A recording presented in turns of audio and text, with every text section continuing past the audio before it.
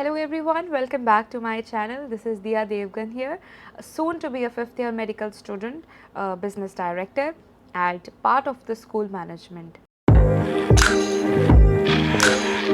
So today's video is going to be for those young leaders who want to grow in their life and actually learn how to manage things, how to build a team, how to work with the team. Why am I telling you all this? Because I sometimes lead a team of 35 people who look after around 350, more than 350 people. So that goes many a times very smoothly. We face challenges, we face problems, and still we manage to cope up and do our things and give our best in it. So soft skills like management aren't like specifically you're going to get from MBA or some kind of business degree, because I haven't done any, but still I think I have some of them and I apply them in my life, and I do many things quite smoothly. So I just want to share what I do or what things I have within me, just to encourage those young leaders to stand out and be a rebel and work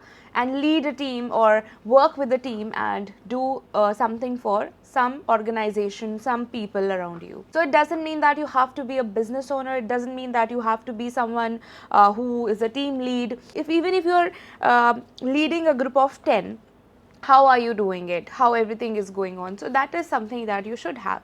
Today I will show you that how to have those world class management skills, even if you are starting from a zero, how to acquire them, because some people have it inherited already. But if you want to be someone like them, if you want to acquire those things, those skills, I am there to help you. So first thing is that you need to be self-managed too in order to manage others. For example, how are you planning every day for your daily routine? How are you planning your studies? How are you planning your job, future, everything? So to manage a group of people, first of all, you should know how to manage yourself, and that is a very important step to in order to acquire all the steps of management skills. Organize everything, organize your books, organize your room, organize your cupboard, organize everything. You should be well organized. Sometimes what happens, like you kept something somewhere, you should know that that particular thing is placed at that place. It is not like you don't have to find it, you know where it is. So you need to be self-planned, self-managed, and you should be self-organized in order to guide others. You need to be very organized. Being organized is one of the skills that you should have being a good manager. Without being organized, I don't think how people manage things, because I personally, I am quite I'm very conscious of being organized. I need everything on the paper, I need everything on the date, like I need everything, it should be written on the paper that this date this we are going to do, this time, this amount of time it will take, these are the people who are going to lead this thing. This is something that I love to do when I am organizing any kind of function, any kind of exam, any kind of big event in our school. After this technique, you need to manage your communication skills. If you can't communicate properly, you might not be able to become a good leader or have good management skills. So for that, you need to be very good at communication. You need to be bold. Your voice should be bold. Your voice modulation, what kind of voice modulation are you using? What kind of communication skills are you using? Are you using your bad words which is not comfortable for others, or are you using some good vocabulary? How to improve that, I'll be making another video, or I have that already. I'll mention in my description some of those videos I already have made. And people should listen to you. Your voice should be attractive, eye-catching, that you don't need to call out someone. When you're speaking, everybody's eyes are on you. Third, if you have a team, a group of team members, how are you going to assign them tasks? Everybody has something good in them. Everybody has something special in them, a skill that another might not have. See, for example, when you're organizing some function like annual day, which I organized it last year with my own school. So how do you do that? You need to First of all, see who is good at dancing, who's good at oratory, who's good at singing, someone who can organize things, someone who can do this properly. So you need to see that who's good at what, first of all. That is how you lead your team. Thing is that everybody should get a chance. Everybody should feel like they are involved in that. If you don't, make everyone like feel like they are involved, then it won't be easy for them to work with you. So you need to see what kind of skill your team has. You don't need to boss around. You don't have to boss around. If you want to manage things properly, you need to feel like you're one of them and they're one of you. And you have to do work hand in hand. Some things you will handle, some another will handle, some another will handle. So you need to see what skills other people have, assign them those skills, make an agreement. Okay, can you do this? Can I do this? Can you do this? This is how a team works. Next step, you have to keep a planner, a complete planning of what things are coming to you. For example, I make a planner for our school every year, and it includes all the school holidays, all the activities, all the thematic assemblies, all the days, the awareness days. So first of all, take a paper, take a pen, jot down the things which need to be taken care of, which you have to plan. So everything should be on a paper in front of you. You should be clear that you don't miss anything. So first of all, you'll take a paper, you'll write down, okay, this thing has to be done, this has to be done, this has to be done. Everything is planned in a proper way. There's no you don't have just your mind that is going to do everything. I mean, you don't have to clutter all the things in your mind, just write it on the paper. Write it on the paper, make things clear to other people, make a discussion, ask them what is missing, tell them that this should be done. There should be a group discussion. Next step is to execute things. Whatever you have written, okay, this should be done, this should be done, and this should be done. Now we need to execute these.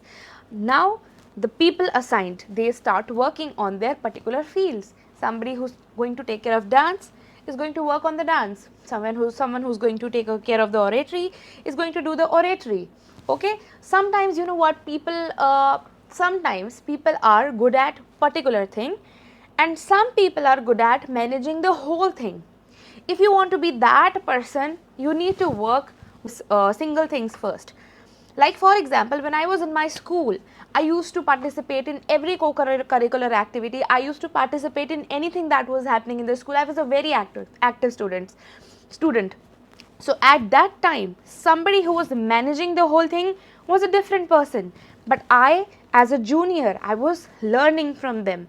Because of that phase, learning phase, where people knew more than me, I can today successfully work like them, just because I was a listener once, I was a learner once. So you need to be a learner first, and then you have to apply these things in your life. So I read in this book, The Diary of a CEO, it was written in that you need to take care who's in your team. This also matters a lot. So who is working with you in your team is one of the bonus point that you'll achieve after managing your things.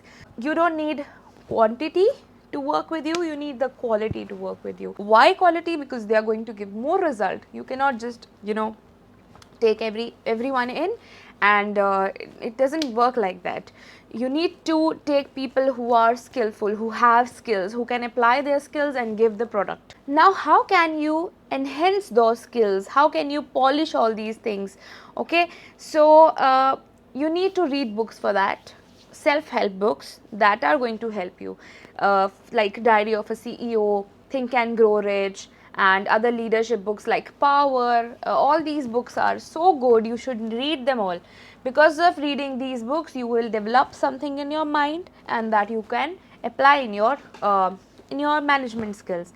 So there are a lot of things that I have learned from books as well, like how do we need to behave with the team, how not being bossy, and how you can just be a leader. You can take courses on Coursera, or you can see there are some YouTube videos which provide such kind of courses. You have to have that willingness to be someone who is a good manager, who has a good management skills, communication, self-management, how to understand the skills of others, not bossing around, and understanding what others are saying, reviews of others, because it's not just one mind that works, everybody's mind works. Listening to everyone, each and everyone giving their opinions, and reading more books, increasing your knowledge, try to be a participant. You don't have that kind of experience, then you need to be a learner. You need to learn from someone who is really good at it, and then after learning, take some of your juniors, take a small group project,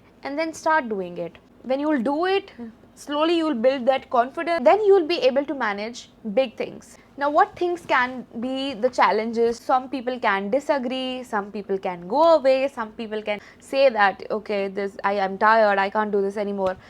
For that, again, the solution is to read books, understand what is written in them to your own life. So you need to be very calm, you need to learn how to be quiet, because there are billions of people, if I'm right, billions of people on earth. Everybody cannot think same. Everybody cannot listen to you. You cannot be bossy. Nobody can be, people can say that I don't want to listen to you. It's their choice. You cannot be bossy. But how can you be a good leader? Depends on your communication skills, on your knowledge, on your experience, on your way of learning things, not just teaching but learning things, on the way of how you tackle things, how you manage all these things. I hope I did not miss major things, but I tried to tell whatever I do, so that you can also be a good leader, good management, and have good management skills. So if you think that I have missed something and you want to know more about it, you are most welcome to type it in the comment section, and I would love to make a video on it and help you. So I hope it was helpful for you. Thank you for watching, and all the best to all of you who is watching this video till end, and may you become a good business owner, a leader, or a good student, or a good teacher in future. So thank you for watching. Bye bye.